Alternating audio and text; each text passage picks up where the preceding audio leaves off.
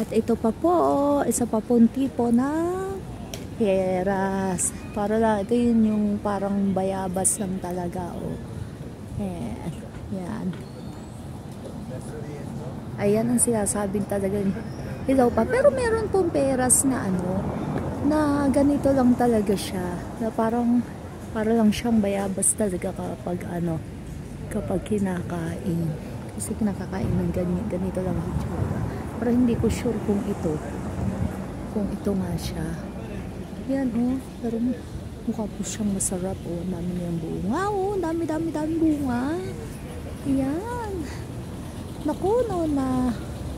Pasalamat yung mga peras na iyan, yung mga prutas na yan, malayo sa iyo. Kung nagkataon ay talaga namang hindi yan mapapatawan. Yan. So, ayan po, ang dami niyang bunga. Kita niyo ba? Grabe kadami. Grabe kadaming bunga. Tingnan niyo naman. Oh. Nakakatuwa po dito. Bukod sa madami ng bulaklak, ang dami pa mga prutas din sa paligid. Kanina may nadaanan din ako, puro mga blackberries naman. Ayan. So, yun lang po. Pinakita ko lang po sa inyo. Alam niyo naman no, na mahilig sa bulaklak, mahilig sa prutas, mahilig sa nature. Kaya, yan.